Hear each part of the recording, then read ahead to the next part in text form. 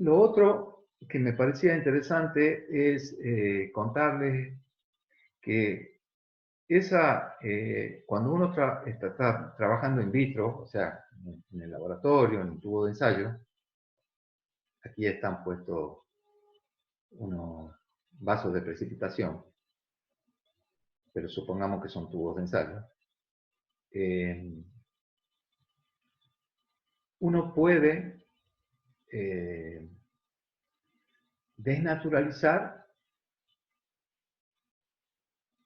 y cuando baja la temperatura o quita el álcali o el ácido, pero esto se hace fundamentalmente con temperatura, jugando con la temperatura, uno puede mantener eso en estado desnaturalizado y si lo baja, se renaturaliza o se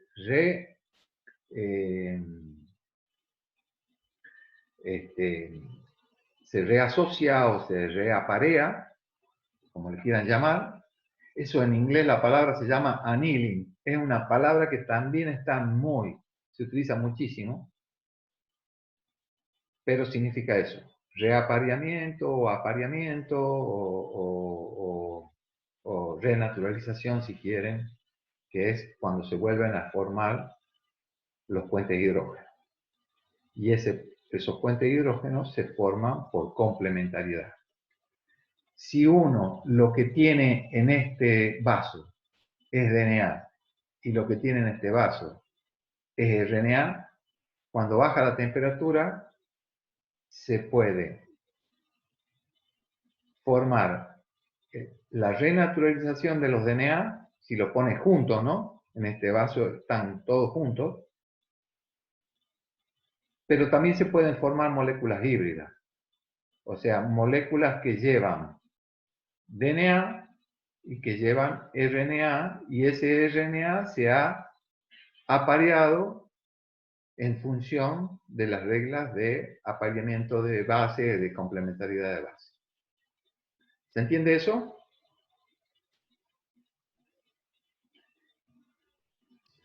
Sí, profe. ¿Se entiende y se ve? Esto es una demostración experimental. O sea, solamente disminuyendo Pregunta. la temperatura. Claro.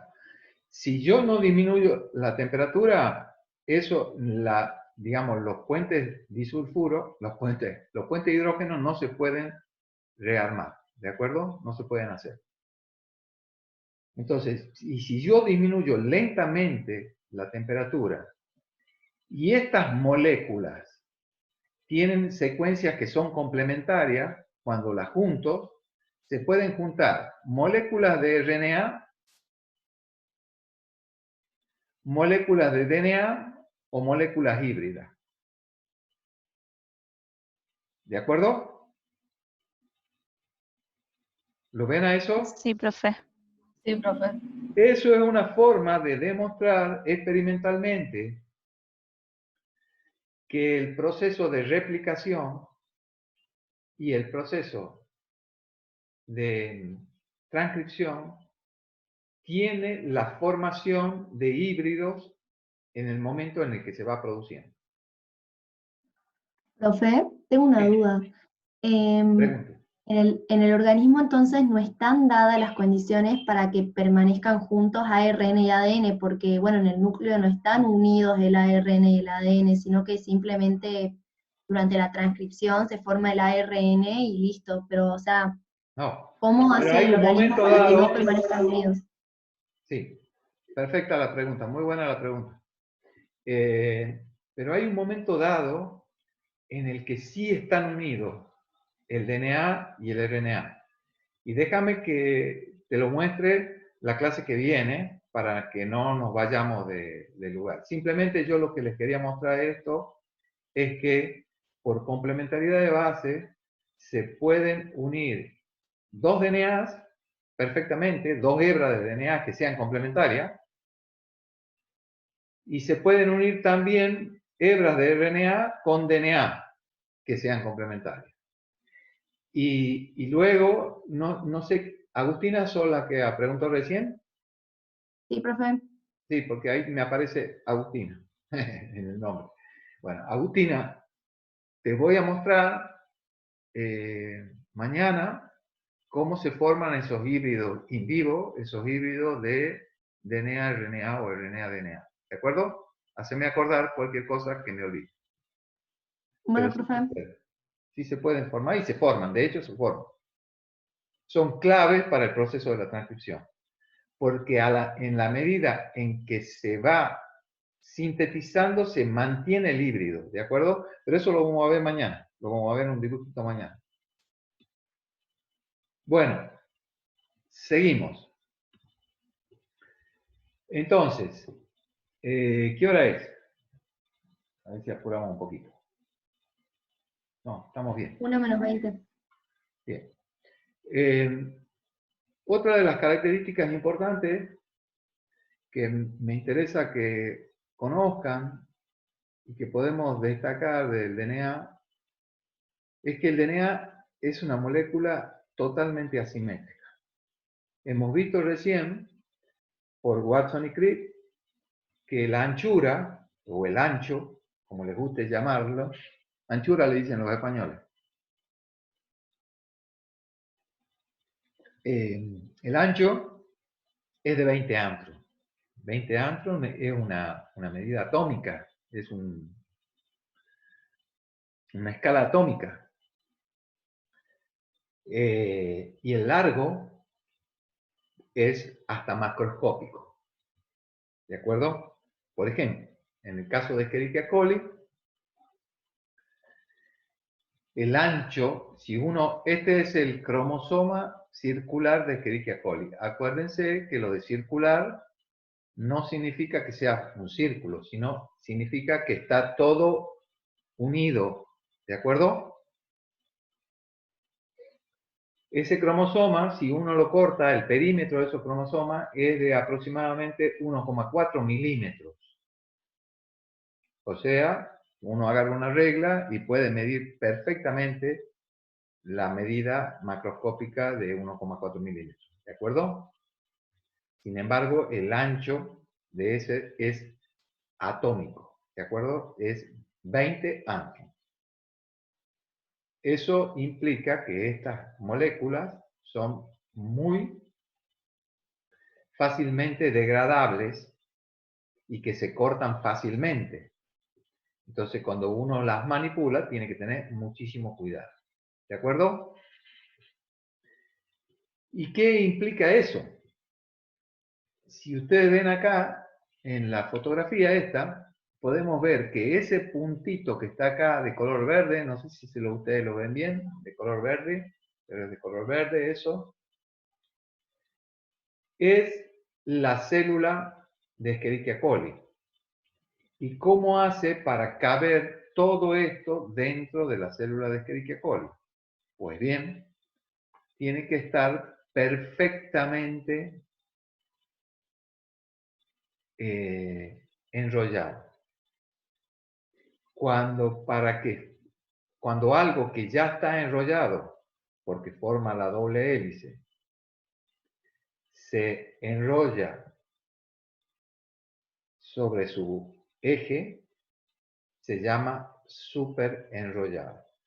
O sea, hay un superenrollamiento que permite fundamentalmente el empaquetamiento de ese DNA en una célula, en una cápside, etcétera, etcétera. ¿Se ve esto?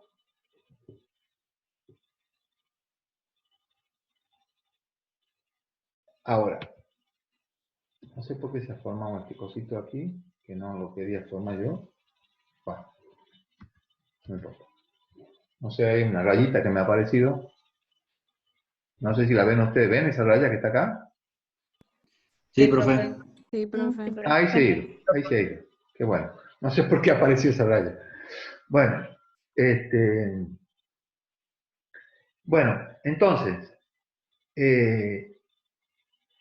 es fundamental que podamos entender ese superenrollamiento, y ese superenrollamiento, vamos a ver fundamentalmente, esto lo vamos a ver en la biológica 2, pero aquí quiero que se lleven el concepto fundamental, clave, que el DNA está súper enrollado para poder estar empaquetado y que ese súper enrollamiento no es al azar ni es como cuando nosotros armamos una valija para irnos de viaje.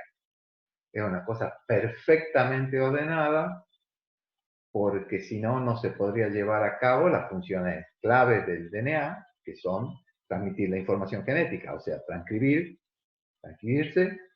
y en todo caso replicarse o duplicarse. ¿De acuerdo?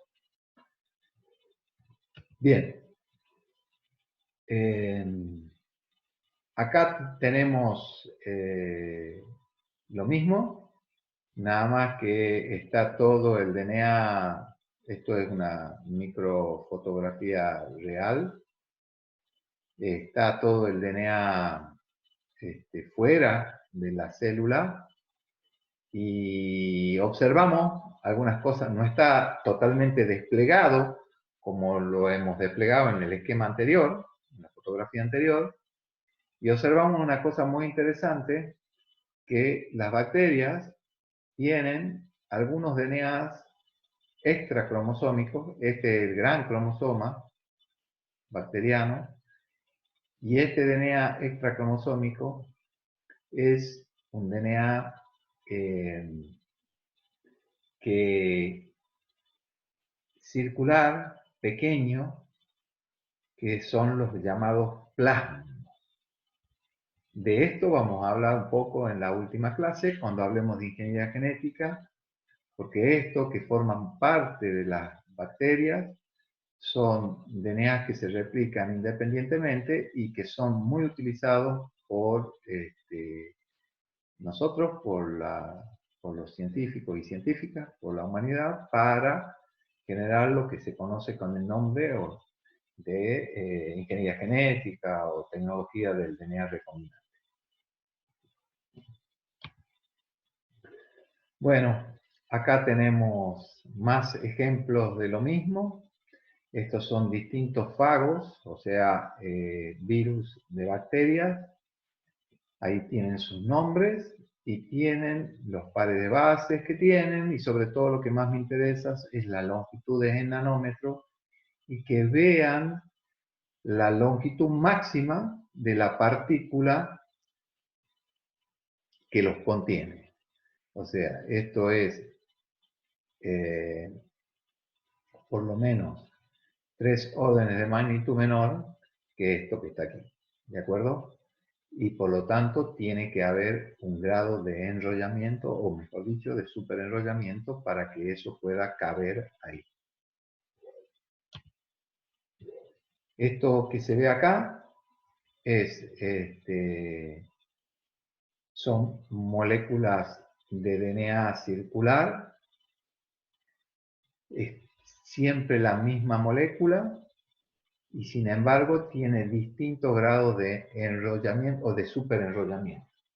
¿Se ve claramente eso? Este es un estado relajado de la molécula y este es un estado mucho más superenrollado de la molécula. ¿De acuerdo? Sí, profe. Me esperan un minuto porque me llaman, 2 segunditos.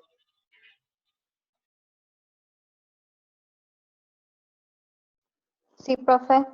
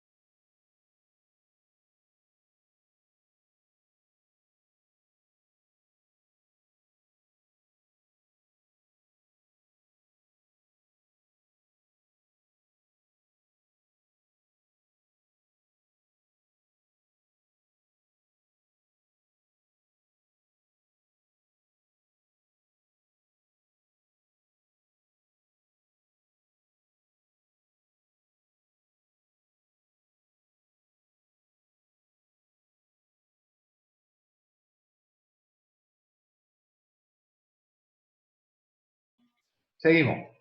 Disculpen, ¿no? Entonces, este estado, siguen ahí, ¿no? Sí, profe. Sí, profe. Perfecto. Bueno, Sí, profe. ese es el problema de que ustedes no se pueden ir y yo tampoco, pero yo estoy en otro lugar que no es la facul y entonces tengo que atender a veces otras cosas que les pedí por favor que no me moleste cuando estoy dando clases, pero bueno, es casi imposible a veces que eso se pueda lograr. Bien, seguimos. Entonces, ese superenrollamiento se da, por supuesto, totalmente programado y activo a través de una serie de enzimas. Eso lo vamos a ver también cuando veamos la química biológica 2, vamos a ver las topoisomerasas, así se llaman estas enzimas. Pero bueno, lo que quiero que sepan ahora es que eso está, por supuesto, no se hace al azar, pero que sin embargo hay una tensión en la molécula de ADN al estado fisiológico que induce algún tipo de superenrollamiento. No el superenrollamiento este que hablamos que se requiere para el empaquetamiento. A ver si me entienden. Pero sí hay algún tipo de superenrollamiento que está producido por una tensión intrínseca de la molécula de ADN. Dicho de otro modo, la molécula de ADN nunca está del todo relajada. Y esa tensión intrínseca se mantiene ya sea porque el ADN es circular, como el que acabamos de ver, y si el ADN es no circular, o sea, es lineal, tiene que estar estabilizado, eso significa que tiene que estar unido a proteínas, ¿de acuerdo? Que le mantienen esa tensión. ¿Me están siguiendo hasta ahí? Sí, profe. Sí, profe. Bien. Sí, profe. Esto es lo que se ve acá, en esta diapo, donde podemos ver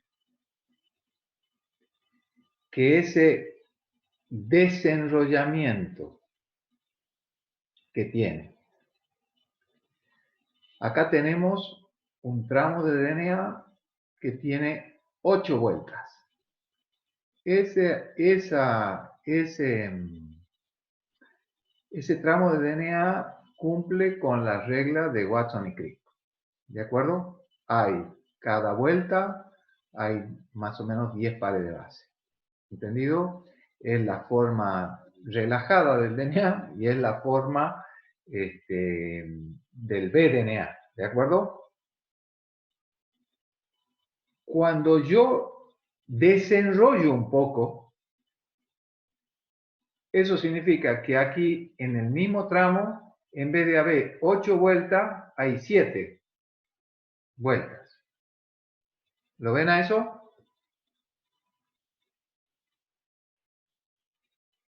Pregunto, ¿lo ven a eso? Sí. Bien. Sí, profe. Sí, profe. Entonces, cuando está el DNA en estado fisiológico, todos los DNA, ¿de acuerdo? Doble hebra en estado fisiológico, tienen un cierto grado de desenrollamiento de la doble hélice que produce una tensión y que esa tensión se resuelve de dos formas distintas. O se produce un superenrollamiento, como ven acá, lo que ha hecho es plegarse, o sea, producir un superenrollamiento, o se produce una desnaturalización en un fragmento corto. Así se resuelve esa tensión, ¿de acuerdo? ¿Lo ven a eso? Sí, profe. Bien. Eso significa que para que esa tensión exista, tiene que ser o el DNA... ¿Profe? Dale. Moni, pregunta. ¿Profe? Escucho. Sí, no escuché bien la última parte que decía que se producía una tensión. ¿Era debido a dos formas, a dos partes, por el superenrollamiento y por una desnaturalización? Sí. A ver, es al revés, ¿no? La tensión que tiene como consecuencia o superenrollamiento o desnaturalización. ¿Me siguen? Ah, ya entendí. Bien. Sí, sí, sí, sí. El DNA en el estado fisiológico tiene, es esto que está acá, tiene menos vueltas que la que debería tener en el estado relajado, que es el modelo de Watson y Crick, la forma B del DNA. ¿De acuerdo? Ese hecho de estar un poquito más desenrollado, hace que el DNA tenga una tensión interna. Esa tensión interna está estabilizada, ya sea porque el DNA es circular y entonces se retuerce y produce superenrollamiento para estar estabilizada, o si el DNA es un DNA lineal, para mantenerse tiene que estar unido a una proteína. Y si no, lo que pasa es que se produce una desnaturalización en un periodo, en un fragmento corto del DNA. ¿Se ha entendido esto? Sí, sí, profe. Sí, profe. Buenísimo. Los tipos de superenrollamiento, ahora volvemos a hablar del superenrollamiento y del superenrollamiento que está perfectamente organizado dentro de la célula y que es llevado a cabo fundamentalmente por enzimas que se llaman DNA topoisomerasa. Los distintos tipos de superenrollamiento que se dan son de la forma plectonémica y de la forma solenoidal. Y lo que se pasa normalmente, solenoidal, es como si fuera un resorte. Y la plectonémica es como si fueran trenzas. Lo que pasa es que hay una acumulación de estas dos formas para llegar al grado de compactación mayor de un DNA. Por ejemplo, este es un DNA eucariótico, este es un DNA de humano, en realidad. Este es un squash, digamos, el cariotipo de una célula humana. Y este es un DNA de esos, cualquiera, bueno, no cualquiera, sino uno de estos que son metacéntricos.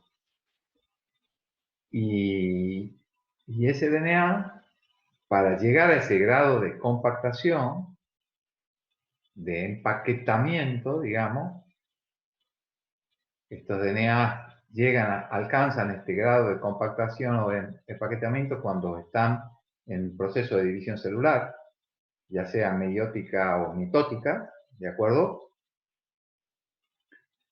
Y ese es el máximo grado de empaquetamiento. Entonces, para alcanzar ese máximo grado de empaquetamiento, lo que ha hecho es hacer una acumulación de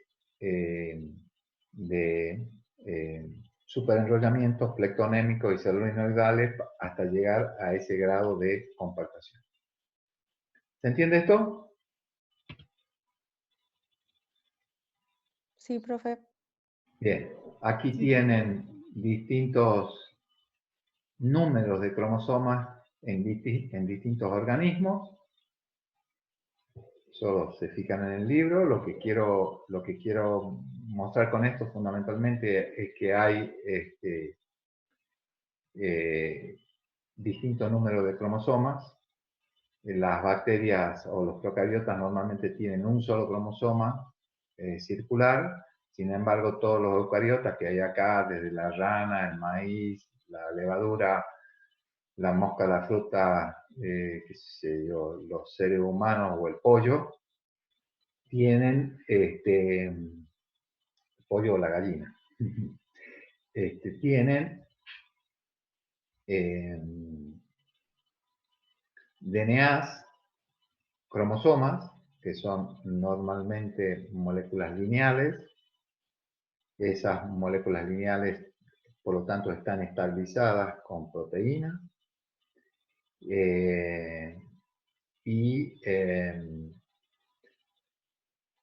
Normalmente tienen un número par de cromosomas porque es el estado diploide.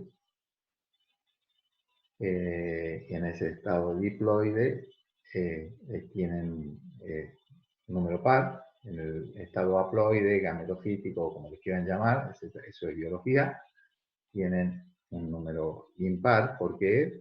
Porque es normalmente las células gaméticas que se forman, adquieran el nombre que adquieren, y llevan el complemento cromosómico en forma simple, que se une con la otra gameta, recibe el otro complemento cromosómico y forma el diploide. Esto es en términos generales porque, por ejemplo, en las plantas hay también plantas que son poliploides, pero que tienen un sistema de reproducción parecido al diploide. O sea, tienen un comportamiento diploidizado, un poliploide con un comportamiento diploidizado. Pero bueno, eso no es lo que más me interesaba que sepan. Simplemente les quería mostrar la diferencia entre un procariota que tiene un DNA circular, una bacteria, y normalmente tiene un solo cromosoma, y a ese recibe el nombre de cromosoma, genoma, etcétera, etcétera. En cambio, en el caso de los eucariotas, tienen más de un cromosoma. En el estado diploide tienen un número par, y ahí, por supuesto, el genoma está representado por solo uno de los cromosomas que forman el estado diploide. O sea que el complemento cromosómico haploide es el genoma de los eucariotas. Bueno, ahora vamos a pasar a las propiedades del DNA, y de la primera que vamos a hablar y de lo que nos interesa ver ahora es fundamentalmente de su capacidad de replicación. Esta capacidad de replicación había sido ya enunciada por Watson y Crick en su segundo artículo, eso ya lo hemos dicho, y fue comprobada por parte de un grupo de investigadores liderados por Messelson y Stoll, que hicieron este experimento. Con esto se demuestra que la replicación del DNA es semiconservativa. Eso significa que se conserva la mitad de la molécula en una molécula nueva. ¿Cómo se hizo este experimento? se creció primero Escherichia coli en el isótopo, con el isótopo radioactivo pesado de nitrógeno, que es nitrógeno 15, o sea que como única fuente nitrogenada tenía cloruro de amonio con nitrógeno 15. Eso se creció durante muchas generaciones y todo el DNA ese estaba conformado por bases que tenían nitrógeno 15. De repente se pasó a otro tubo de ensayo una muestra en donde el medio de cultivo tenía como única fuente nitrogenada cloruro de amonio con el isótopo normal del nitrógeno, que es nitrógeno 14. Entonces, si se sigue el modelo de Watson y Crick, la doble hebra se separa y se copian dos hebras nuevas, que aquí están pintadas de rojo. Por lo tanto, lo que hay en este tubo de ensayo no tiene el mismo peso, no se estabiliza en el mismo gradiente que se estabiliza lo que hay en este tubo de ensayo. Esto se resolvía en unos gradientes de centrifugación que se hacían en unos tubos con cloruro de cesio. El cloruro de cesio disuelto y concentrado tiene casi la misma densidad que el DNA, de tal forma que si uno lo somete a una centrifugación, a una ultracentrifugación en realidad, eso se estabiliza, la banda de DNA, si uno la pone en el tubito este, se estabiliza en un lugar determinado. Cuando centrifugábamos, esto no se hace, pero en ese momento, y esto para que sepan, para que se den una idea, más o menos cuando yo hice mi tesis, así separábamos los DNA con distinta densidad en este tipo de sistema. Ahora esto es mucho más fácil, no se hace así. Y para eso se requerían unas centrífugas que eran tremendamente grandes y tremendamente peligrosas, las llamadas ultracentrífugas, que se ponían en un cuarto, y ese cuarto estaba todo blindado, por si acaso el rotor de esa centrífuga se escapaba, para que no mate a miles de personas, más o menos. Eso era como una bomba, más o menos. Si se llegaba a romper, uno lo tenía que equilibrar muy bien, lo echaba a andar y salía corriendo y cerraba la puerta de esa pieza, de esa habitación donde estaba la centrífuga, por si acaso empezaba algo. Bueno, más allá de la anécdota, esa era una técnica muy interesante en esa época. Yo hice la tesis en la década del 90, bueno, finales de los 80, entre el 86, sí, más o menos empecé mi tesis en el año 87, en 1987, y lo terminé en 1992, ¿de acuerdo? O sea, entre finales finales de los 80 y principios de los 90. Quiero decir con esto que hasta esa época se usaba esta técnica, que es una técnica que nació más o menos en la década del 60. ¿De acuerdo? Entonces, perduró bastantes años. Entonces, en este tubo de ensayo se estabilizaba el DNA. Si nosotros tomamos muestra de este tubo de ensayo, lo colocábamos acá, centrifugábamos, se estabilizaba a esta altura, en el gradiente de densidad de cloruro de cesio.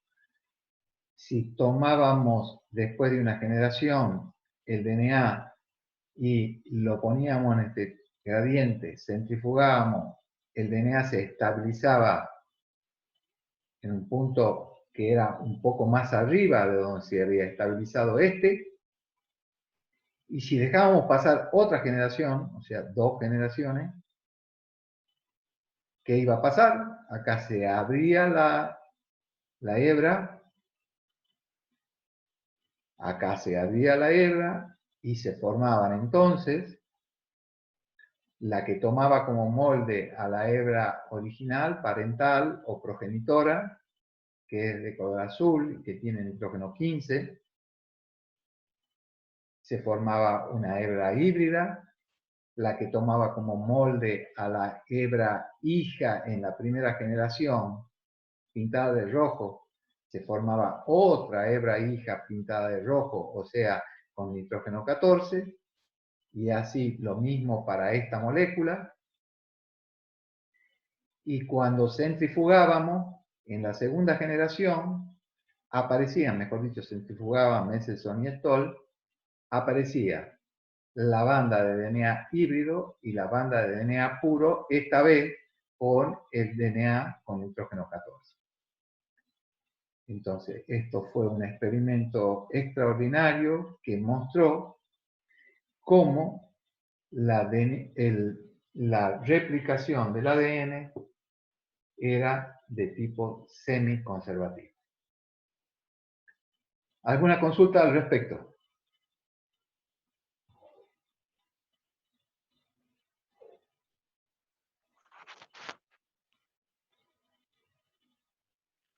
¿No hay consulta? ¿Está entendido todo esto? Sí, profe, todo claro. Sí. Bueno. Sí, profe.